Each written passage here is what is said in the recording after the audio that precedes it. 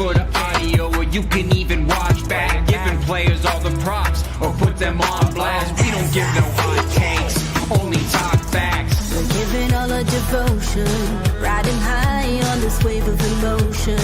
Going all out, yeah, cause this is our time. No, ain't no stopping us till we reach the finish line. All in, we came here to win. We're gonna give everything. S-I-C-K on the run.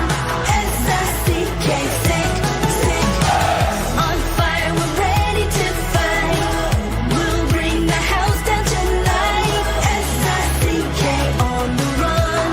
S-I-C-K, sick, sick. Play it on the car ride, play it when you lounge.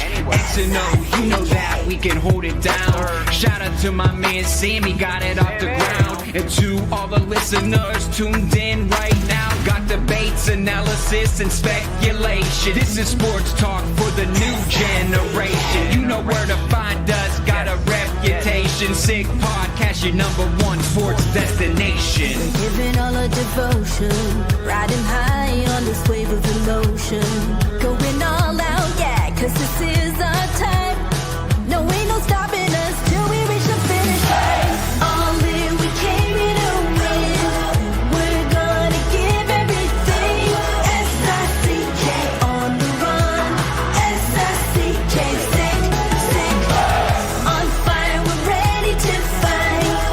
We'll bring the house down tonight. S-I-C-K on the run. S-I-C-K, sick, sick.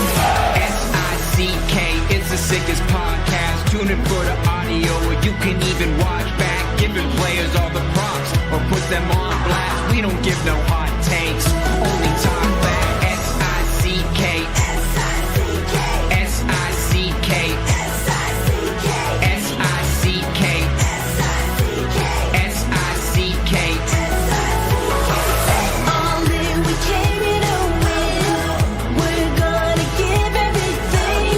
S-I-C-K on the run. S-I-C-K, sick, sick. S-I-C-K is the sickest podcast. Tune in for the audio, or you can even watch back. Giving players all the props, or put them on blast. We don't give no hot takes, only talk facts. We're giving all our devotion, riding high on this wave of emotion. Going all out, yeah, cause this is our time. No, ain't no stopping us till we reach the finish line. All in, we came here to win. We're gonna give everything. S-I-C-K on the run. S-I-C-K, sick, sick. On fire, we're ready to fight. We'll bring the house down tonight. S-I-C-K on the run. S-I-C-K, sick, sick. Play it on the car ride, play it when you lounge. X and O, you know that we can hold it down. Shout out to my man Sammy, got it off the ground. And to all the listeners tuned in right now, got debates, analysis, and speculation. This is sports talk for the new generation. You know where to find us, got a reputation. Sick podcast, your #1 sports destination. Giving all our devotion, riding high on this wave of emotion. Going all out, yeah, cause this is our time. No, ain't no stopping us till we reach the finish line. All in, we came here to win. We're gonna give everything. S-I-C-K on the run. S-I-C-K, sick, sick. On fire, we're ready to fight. We'll bring the house down tonight. S-I-C-K on the run. S-I-C-K, sick, sick. S-I-C-K is the sickest podcast. Tune in for the audio, or you can even watch back. Giving players all the props, or put them on blast. We don't give no hot takes, only talk back. S-I-C-K, S-I-C-K, S-I-C-K, S-I-C-K, S-I-C-K. S-I-C-K. Turn up your volume. Because you're about to listen to The Sick Podcast. With Tony Marinaro. 55 seconds left in the penalty, a minute and 27 seconds left in regulation time. Boston 4, Montreal 3. Lafleur coming out rather gingerly on the right side. He gives it into Lemaire, back to Lafleur. Oh! The sickest Montreal Canadiens podcast. You're in the ball! Sports entertainment like no other. Rejoint, on lui fait perdre la rondelle, une passe devant. Et c'est le dégagement et ce sera la victoire des Canadiens. Stanley pour les Canadiens. Le 23e de l'histoire. You found the dogs! John, you found the dogs! He found the dogs! And all together, they worked a young team to the top. And now, a 24th Stanley Cup banner will hang from the rafters of the famous Forum in Montreal. The Canadiens win the Stanley Cup. Brought to you by Energy Transportation Group. Driven to be different. La Vida Tibi. Embrace your true nature. And Playground, your premier gaming destination. It's gonna be sick. Matt Ohayon with you. Happy Friday, everyone. It's Friday. That means I'm here. That means it's time for the weekend. And thank you for ringing it in with the Sick Podcast. The Sick Podcast is brought to you by Energy Transportation Group. Energy Transportation Group is a leading full logistics provider serving all of North America, driven to be different. You haven't really played poker until you've played at Playground. Voted the Fan Choice Best Poker Room at the 2025 Global Poker Awards. Enjoy free drinks at every table, free food at all cash games, and daily tournaments, plus the biggest events in the game like the World Poker Tour and WSOP Circuit Landing at Playground August 18th. And don't miss your shot at the world record Bad Beat Jackpot, now closing in on $1 million. Just minutes away from downtown Montreal, right across the Mercier Bridge. This is Playground. We're also brought to you by La Bittt Tibi beer. La Bittt Tibi has launched their new Ultra Lager, a refreshing, thirst-quenching beer for those perfect for those hot summer days with only 90 calories, 2 grams of carbs, 4% alcohol per can. Available in packs of 6 and 12 in grocery stores and dépanneurs across the province of Quebec. Ultra light and ultra refreshing. And of course, by Betway. Go all the way with Betway and get a free bet up to $200 if your first bet loses. Scan the QR code on the screen or click the link in the details section to create an account and redeem your welcome offer. Offers available only for new customers. Terms and conditions apply. Offer is not available in Ontario. You must be 18 years or older. Please play responsibly. Okay, this is it. We're in the dog days of summer. We are deep in it. It is boiling hot outside in Montreal. I don't know. I think it's hot everywhere in North America if you're listening on this side of the pond. But anyways, that's not going to stop us from talking Habs. It hasn't all summer, so why would it now? Let's bring him in. He's my usual Friday guest, Mr. Stu Cowan of the Montreal Gazette. Stu, I hope you are staying cool. I played golf early this morning, and thankfully it was early this morning because it was cooking by the time we finished around 12:30. That's right. And I don't think anyone, no matter what your sport is, no matter how early you go this weekend, I don't think there is such a thing as beating the heat. No. So everyone out there, unless you're at the Brossard practice rink watching some of the Habs skate, then it might be a little bit. That's true. And you know what? We'll start there because it just seems like these guys, the challenge, if the challenge was to keep specifically Ivan Demidov and Patrick Laine away from the ice this summer, you would be failing miserably. So that is great to see. Yeah, it is. And it's great to see so many guys in town and so many guys skating on a fairly regular basis. I mentioned, I think last week, Demidov's are on the ice twice a day, a lot of days. So it's getting ready for the season. Coming up, the golf tournament's just over a month away, and the regular season 2 months away. It's coming up quick. It is, and to see the preparation that they're putting in, it's really quite something. You always, players will take a little bit of a break in the summer, and it's different than how it used to be. They used to come into training camp. That was them getting into shape.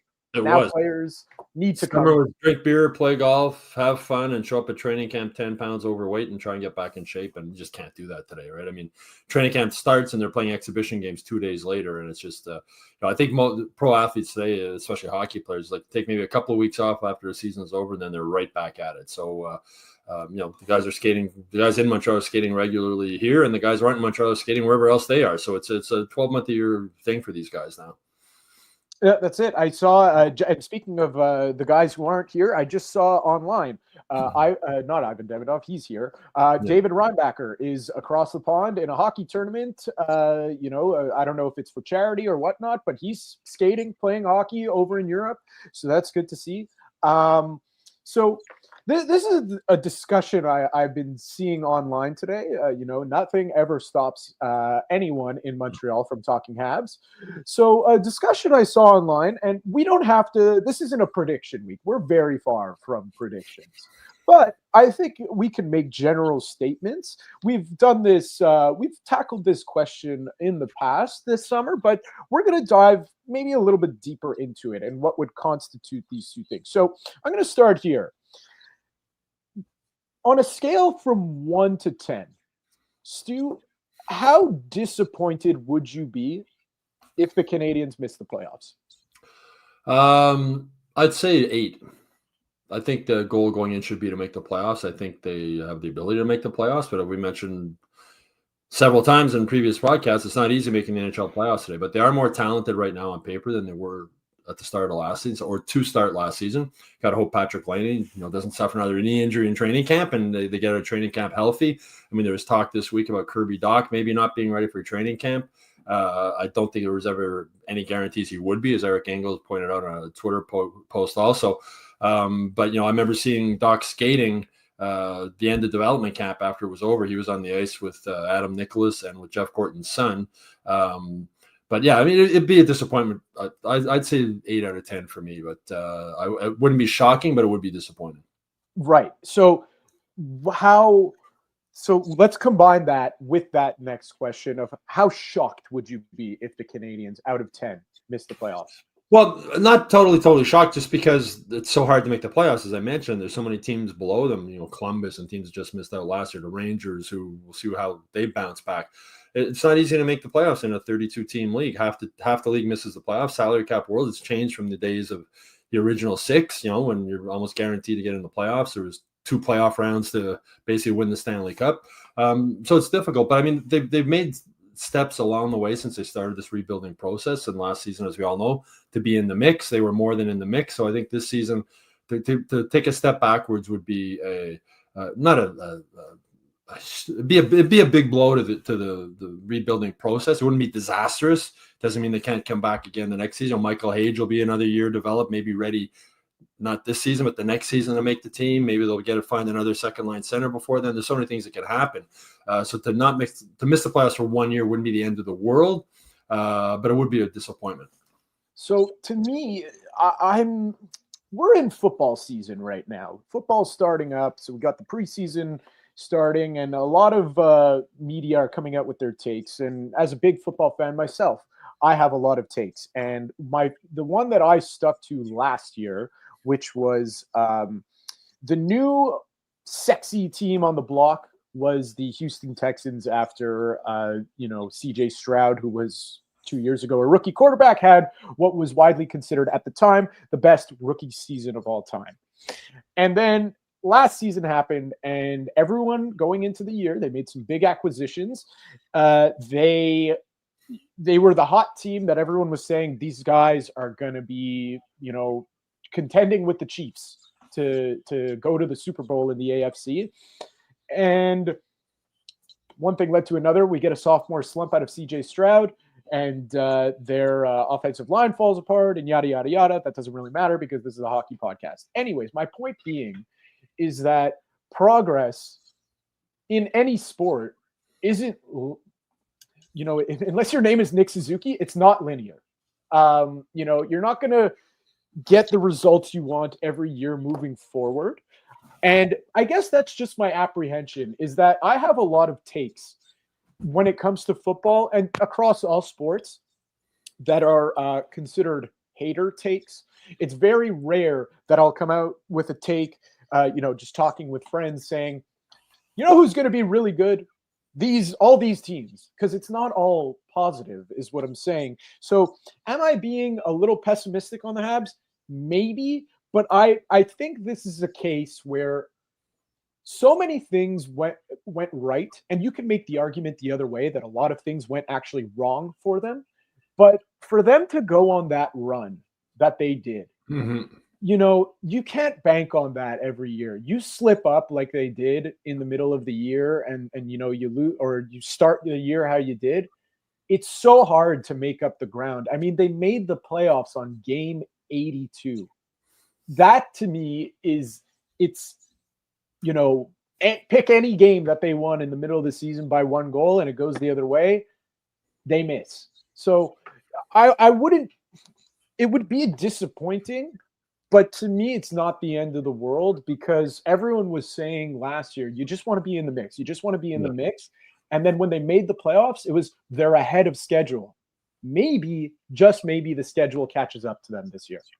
Well, the thing is, they were playing playoff hockey for the last month and a half of the season just to get in, right? And I think that's a huge experience for them. And I think the players realize just how hard it is, and that despite the role they went on, they made the playoffs by 2 points, finishing just ahead of Columbus. So I think that was a real valuable experience for them, and I think that's something that will help them moving forward and just realizing just how important every single game and every single shift is if you want to get into the playoffs, and how if you do go through a slump like they did, okay, we can get over it, but we got to bounce back. You can't lose 6, 7, 8 games in a row, right? You got to cut it off at 3, 4, whatever, and come back.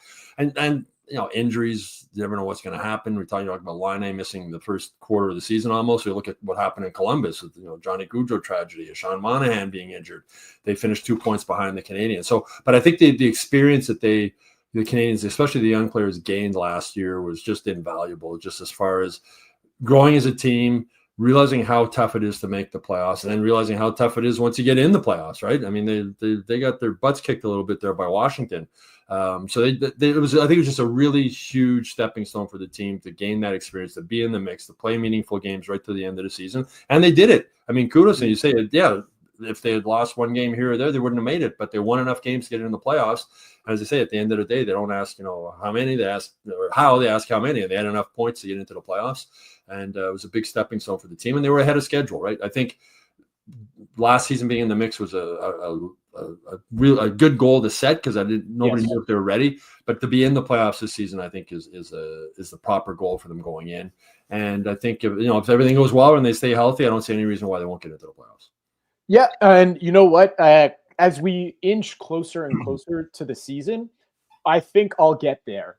But it's just right now, I think, when people are talking like things are going too good. Things are going too well right now. With just the way that everybody is talking about them, it gives me, a bad feeling that, they're not all that yet because they haven't proven much. So I jotted down because a few weeks ago we talked about 3 players in Patrick Laine, Juraj Slafkovsky, and Ivan Demidov. Those were 3 players we spoke about in depth. I want us to talk about some other players. 2 of them, I mean, if things go sideways, for a bunch of players, if they don't have good seasons, they don't hold up their end of the bargain, forget about it. It's not going to happen for the Canadiens anyways. So let's talk about the first one, because this is one to me where, don't get me wrong, I'm very excited about this player. His name is Lane Hutson. However, how much better could last season have gone for him? You know what I mean? When people talk about linear progression, it's how much better could he really have gone for him? So that's not to say I'm expecting Lane Hutson was a one and done fluke. I think he is going to be a fantastic NHLer, and he is the most skilled player that anyone my age has ever seen, probably since Alex Kovalev, and probably even more skilled than him. But that's all to say, like, if he takes a step back, that's a hard hurdle for the Canadiens to overcome, even with all the players that they added. Yeah, I mean, they talk about sophomore slump. There's a reason, right? It happens, right? The second season can sometimes be tough for a player. As Ken Hughes has said many times, progression isn't always linear. We've seen that with Juraj Slafkovsky, right? He's been sort of up and down a little bit. Hutson, the compete level, the desire, the ability, the skill, everything's there. But I think one of the reasons that he hasn't signed yet, or the Canadiens haven't signed him yet, is the Canadiens are still sort of like, are we going to give this guy $10 million a year plus based on one rookie season? And that's, I think they want to see a little bit more, right, before they're ready to make that kind of commitment to him. And, could he have a step back? Possibly. But I just think the way I think he gained, we're talking about gaining experience, he gained so much experience. And I don't know, he had to prove to others he could play in the NHL.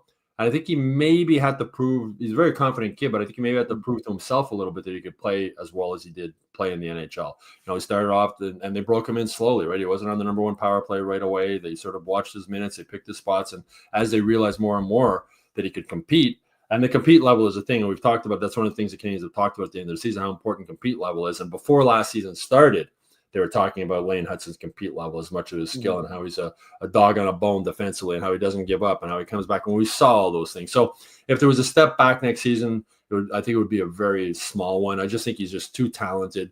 He's going to be bigger and stronger, you have to think, after the summer, working out and training.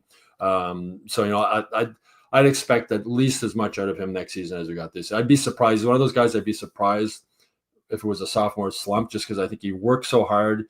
He competes so hard. He doesn't take anything for granted. Every day in the NHL is the best day of his life, right? He loves hockey. He's made that so clear on and off the ice. So I'd be surprised to see him take a step back next season. But he's going to get 60 assists again. Maybe he might get more. He's going to have Demidov playing with him now, right? And Deminov's going to finish off a lot of chances that maybe other players weren't able to finish off for him. But I just think the skill level is there. I think the year of experience, a little bit bigger, a little bit stronger. I'm not really concerned about Lane Hutson. So to me, all he has to do to have a successful season is just one thing, and this might be oversimplifying it.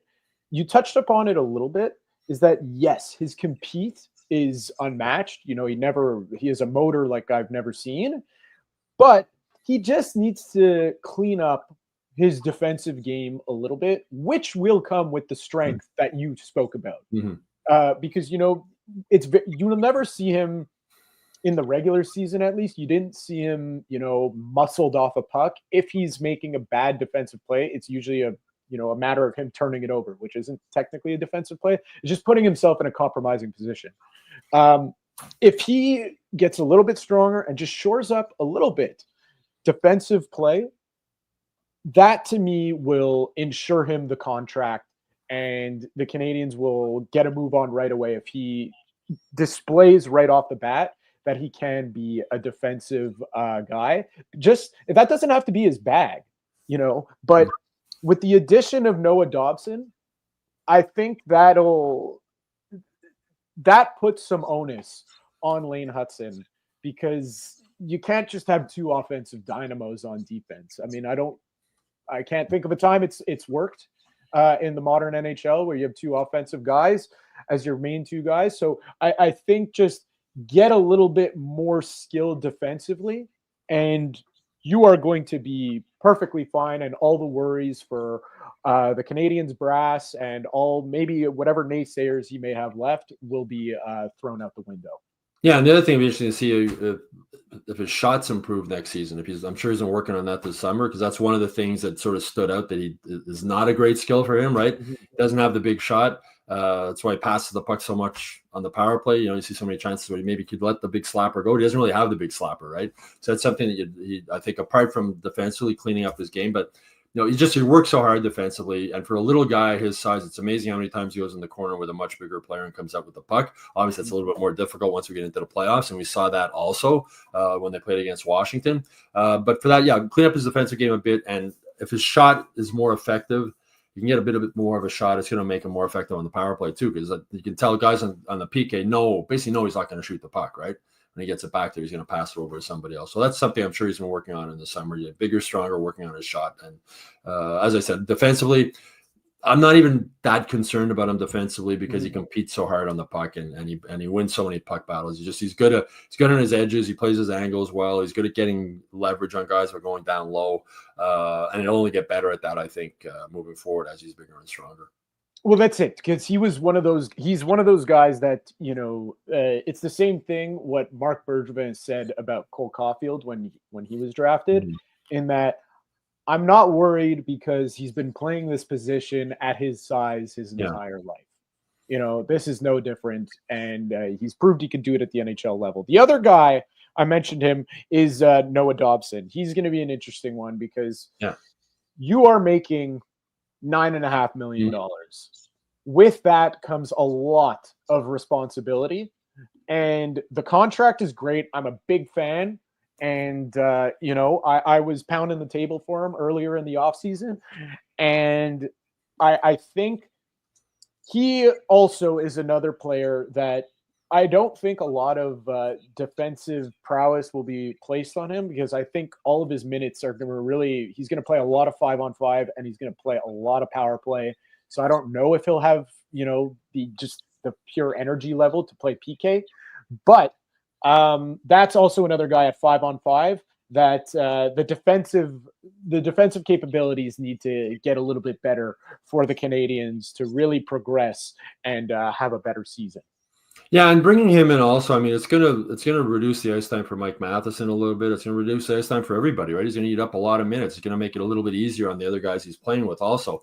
But I mean, I expect him to start off in the number one defense pairing, probably with Caden Gooley. I think that's could be a really, really effective pair for many years to come. Both guys have size. Both guys have some offensive ability. Caden Gooley has that little nastiness to him also, that physical style of play. And I think that's a really solid top pairing going into the season. And that makes it a little bit easier for Matheson and Hutson, which I imagine will be the second pairing, unless there's other changes made before the start of the season. And it'll be a trickle-down effect. So they're got pretty solid now with their 3Ds going into the defensive pairings going into the season, with Carrier and the third pair, whether it's with Jackeye or Struble. But with Dobson, I'm really looking forward to seeing him. I mean, last season was an off season for him. It was an off season for the Islanders. Yep. Team struggled. He struggled a bit.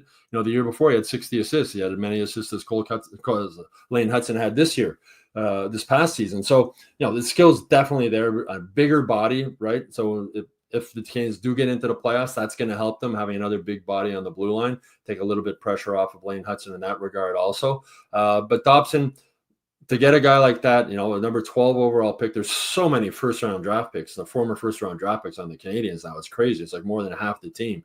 So the talent's there, and it's a case of Marty St. Louis molding these guys together and bonding them together. And so far, he's done a fantastic job of that, and I don't expect that to change. The one guy I think nobody is concerned about heading into this coming season is Nick Suzuki. Mm-hmm. This guy, it's crazy. Like I said earlier, progress isn't linear unless your name is Nick Suzuki, because his production has just gone up and up and up every single year. I wonder, though, how much more does he have in him? And this isn't me being, pessimist, because he already put up 87 or 89 points last year. 89 points. Yeah, that's a hell of a year. I'm curious to see how much further he could take it. I mean, if he can take it further, the Canadiens have nothing to worry about at all, because he can shoulder some of the, pick up the slack for some of the guys that may be lacking throughout the season. Yeah, I think this season we see Nick Suzuki become a 100-point player. He went from 77 points to 89 points. I don't see why he can't add 11 more to that and get up to 100, especially with Demidov playing with them now. A little more, picking up some more assists on the power play, maybe with him there.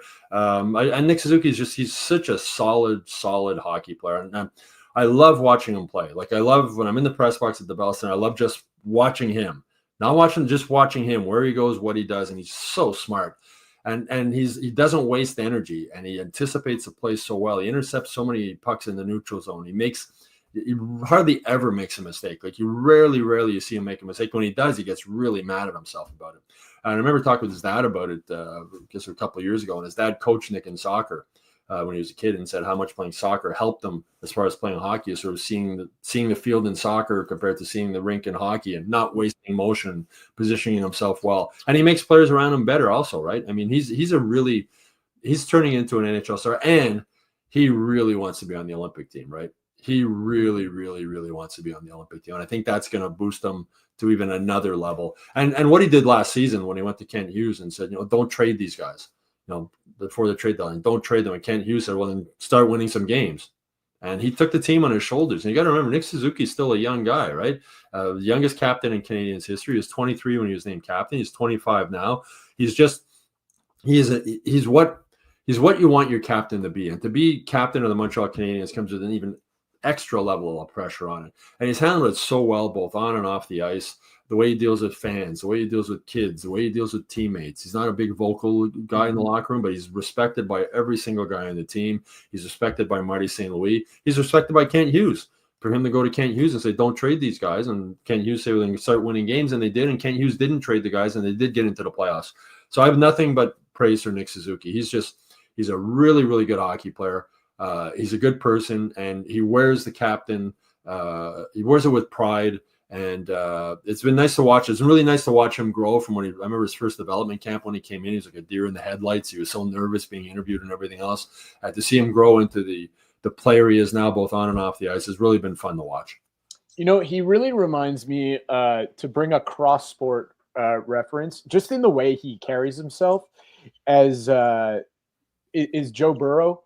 Because if you want to compare Nick Suzuki to, the big thing that Canadiens fans need to do, and that they continue to do, and they do it well, is defend Nick Suzuki as a bona fide number one center in the NHL, and a bona fide star, bordering on superstar in the NHL, because I think he's earned that right.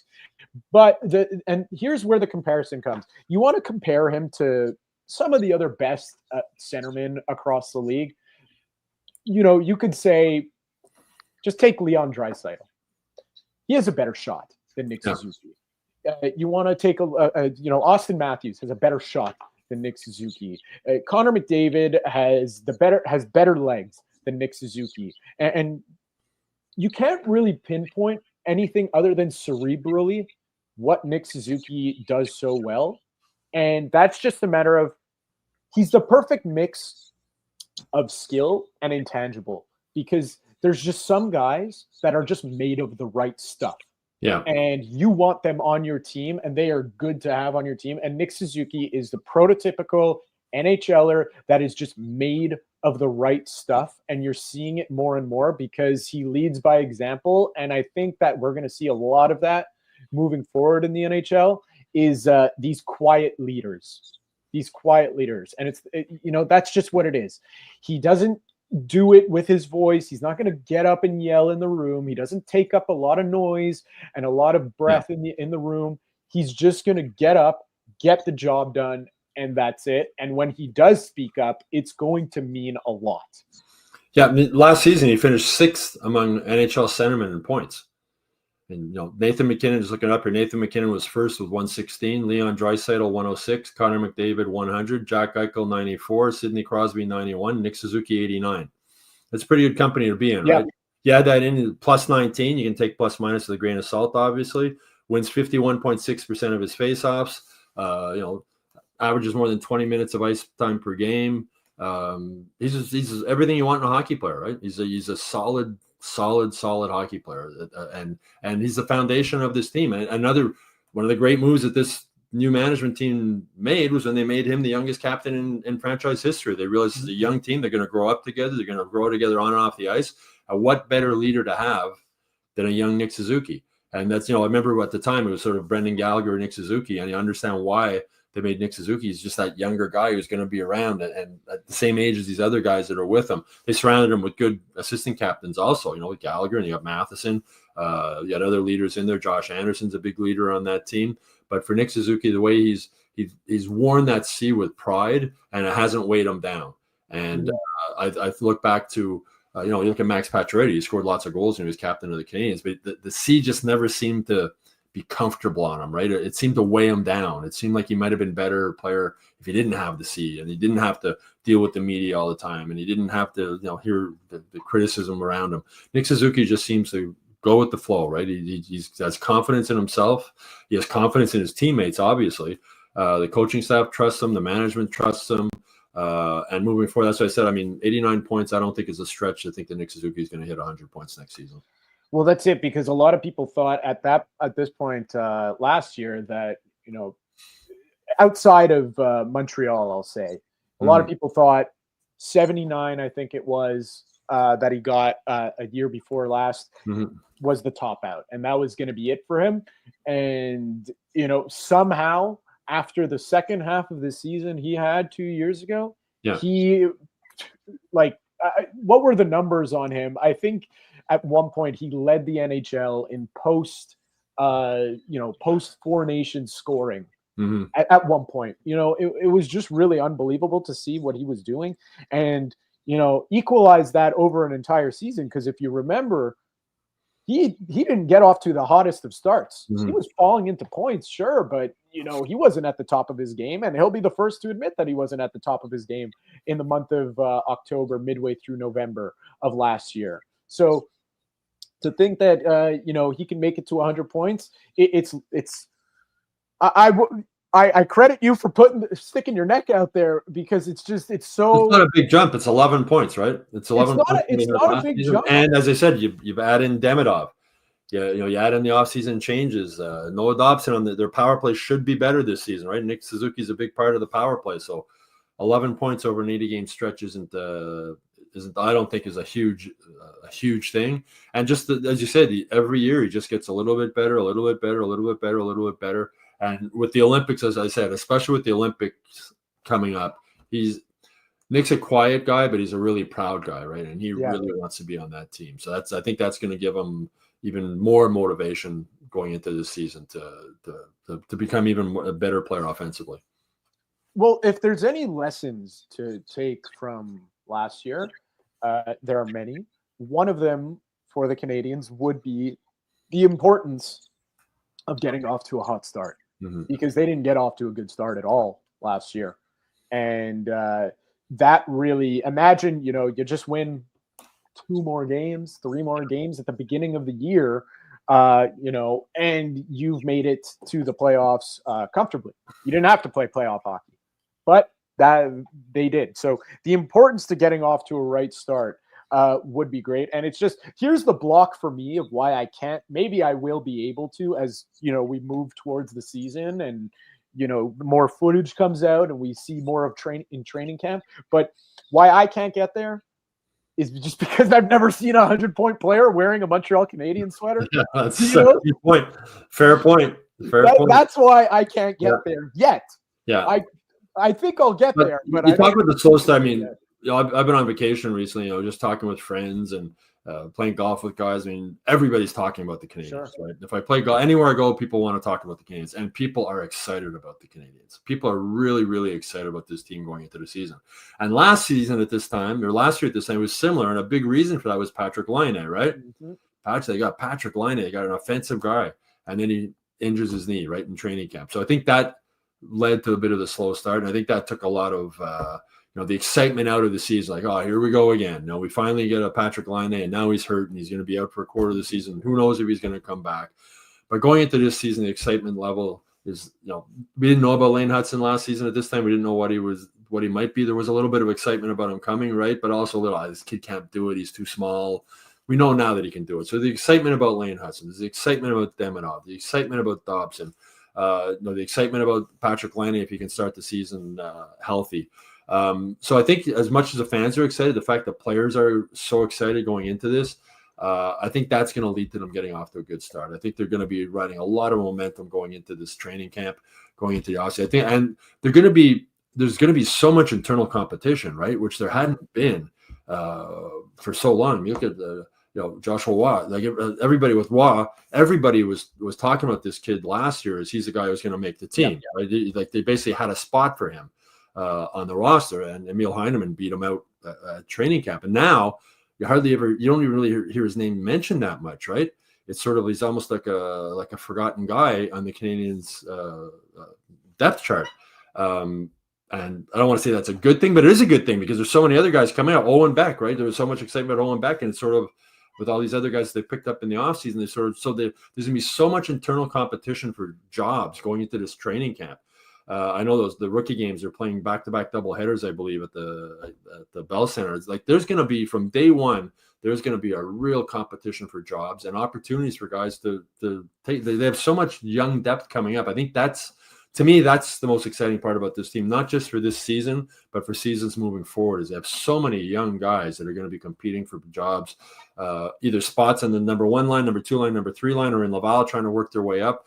And to think it's only going to year 4 of a rebuild, it's kudos to Jeff Gordon and Kent Hughes what they've been able to do to acquire all this young talent, and now show me you deserve a spot. Joshua, while you came to training camp last year, we almost the spot waiting there for you. You didn't grab it. Come to training camp this season.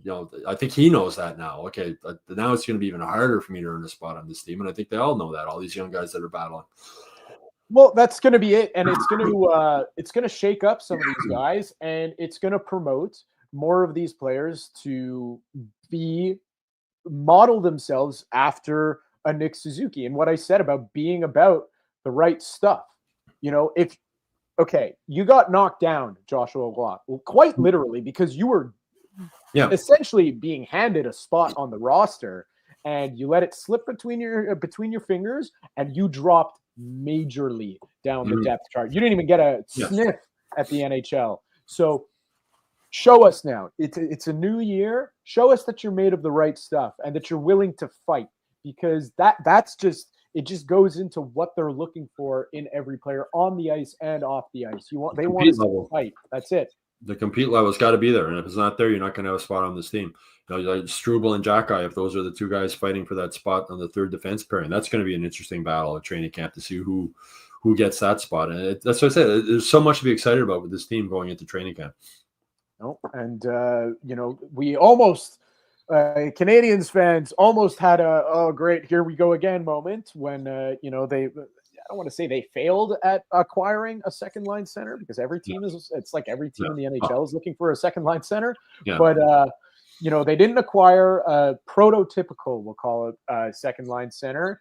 And we get the report that Kirby Dach has suffered a setback, but then Eric Engels comes out with a conflicting report, putting out that fire.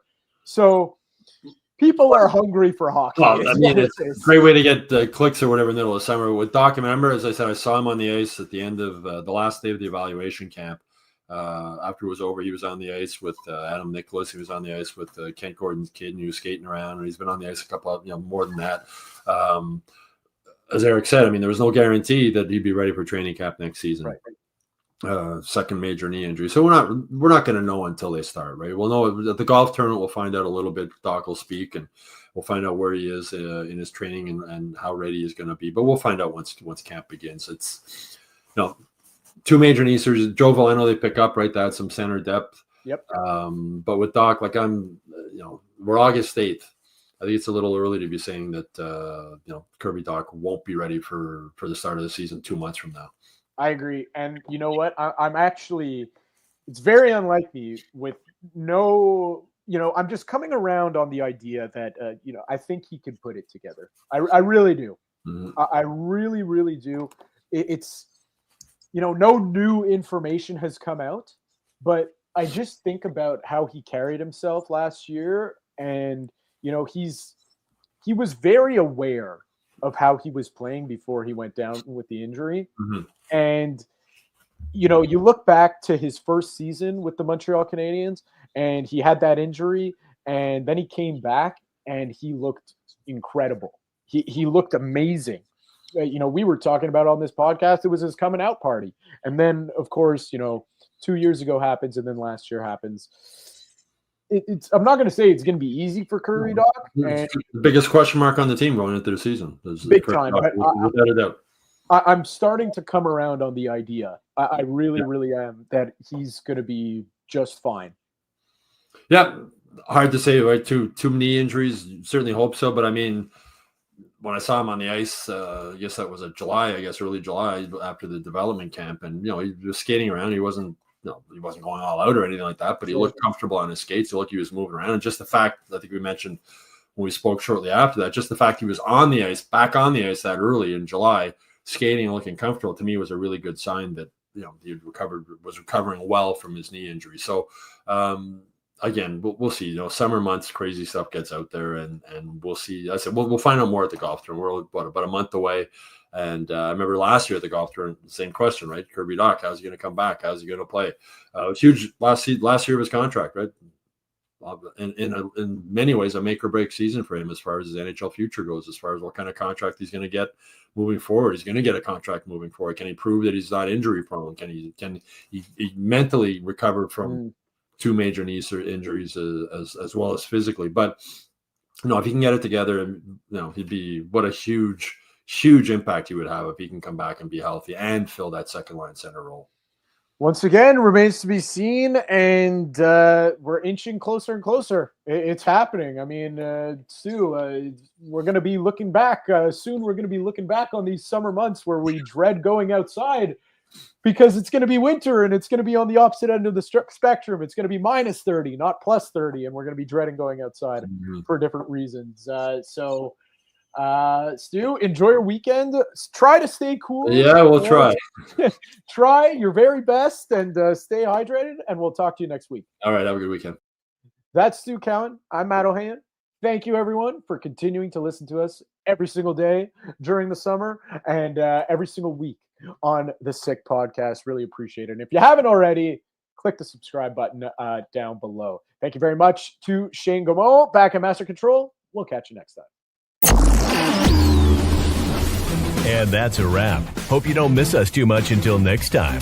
Follow the Sick Podcast with Tony Marinaro on YouTube, Instagram, Facebook, Google Play, and Apple Podcasts. The Sick Podcast is brought to you by Energy Transportation Group, driven to be different. LaVie.tv, embrace your true nature. And Playground, your premier gaming destination.